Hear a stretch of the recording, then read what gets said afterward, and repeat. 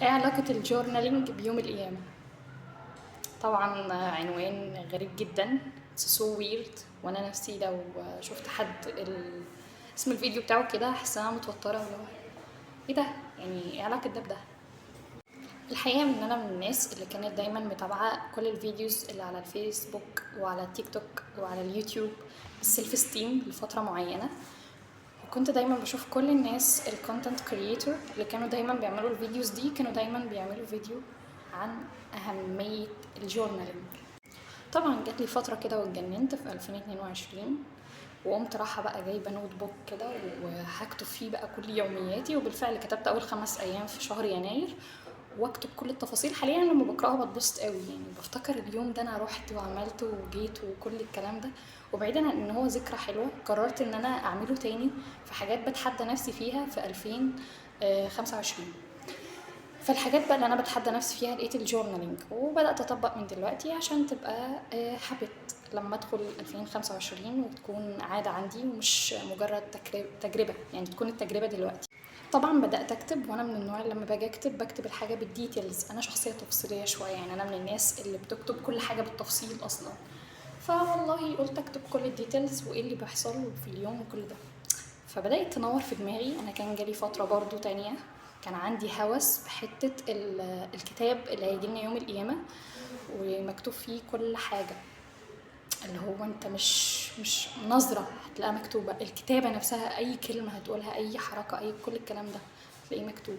فبدأت أتأمل ان هو فكرة ان الانسان لازم يكتب كل يومياته، كل يوم لازم نكتب يومياتنا ونشوف احنا بنعمل ايه في يومنا، ونشوف كدبنا كم مرة النهاردة ونافقنا كم مرة وعملنا كل حاجة كم مرة، ونحاول ان احنا نجاهد نفسنا فيها عشان لما نيجي يوم القيامة ما نلاقيش الكتاب كله عبارة عن حاجات بسيطة بسيطة بسيطة بسيطة بسيطة بسيطة لحد ما نلاقي نفسنا داخلين النار أصلا.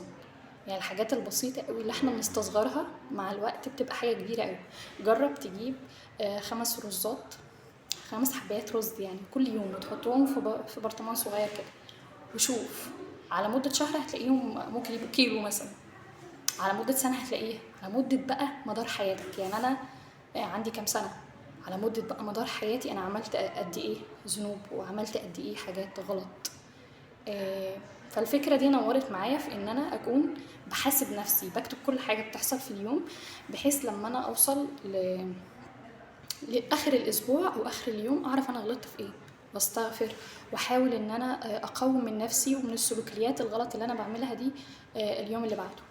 طبعا الانسان مش معصوم وساعات ممكن ينسى حاجات، بس على الاقل اللي بيكتب حاجه غير اللي هو سايبها سداح مداح. يعني ان انت هتكتب كل يوم حاجه عاوز تغيرها في نفسك على مدار وقت معين، هتحس ان انت بقيت خلاص زي الفل وكل حاجه تمام كده وسجلت حاجات كتير قوي وهتفيدك بشكل او باخر يعني.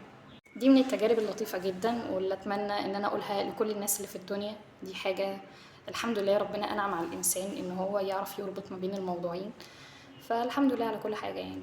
والجورنالينج بعيدا بقى عن انه مرتبط بيوم القيامة وكل الكلام ده، فهو مهم اصلا في الحياة العادية. يعني مهم جدا ان احنا نكتب كل حاجة في يومنا.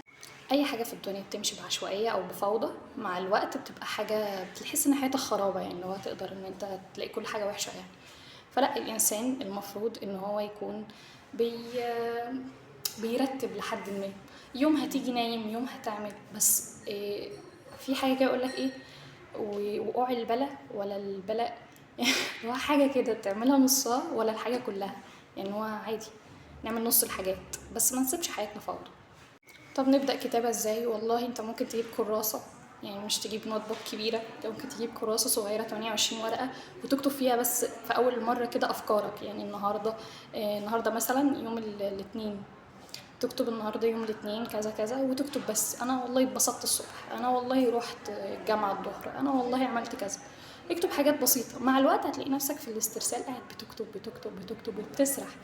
وبعيدا عن ان الحاجات دي هتفيدك في تقويم نفسك وتهذيب سلوكياتك وانك تعمل عادات كويسه، كمان مع الوقت الحاجات دي هتفكرك بذكريات حلوه. والله انا خرجت النهارده مع اصحابي وعملنا كذا وكذا وكذا. انا بعد سنتين لما اقرا الكلام ده احس ان هو والله كان يوم حلو، هيحسسك بنفس الشعور اللي انت كنت حاسه في الوقت نفسه.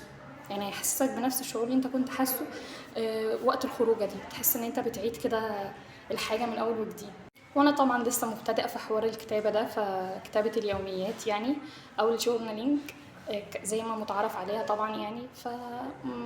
تجربتي بسيطة قوي يعني، بكتب وباجي اشوف والحاجات دي.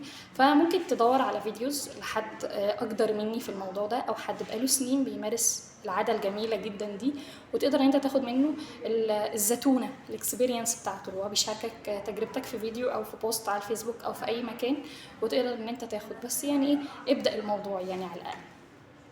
والإنسان خلق للسعي والاجتهاد طول الوقت، وإن هو يكتشف حاجات لا علاقة بالدنيا ولا علاقة بالآخرة. ما ينفعش نهمل جزء على جزء تاني. وأنا برضو زي ما قلت قبل كده، أنا مش أكتر حد في الدنيا جامد اللي هو ينصح الناس، لأ.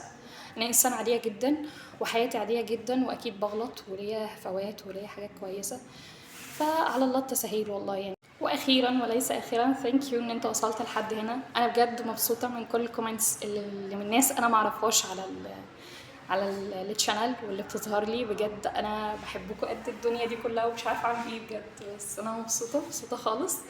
ولو اي حد عنده فكره معينه عايز نطلع اتكلم في توبيك معين، او اقول رايي في حاجه معينه، كل الكلام ده ممكن يبعت لي يحط لي يعني في الكومنتس وكده.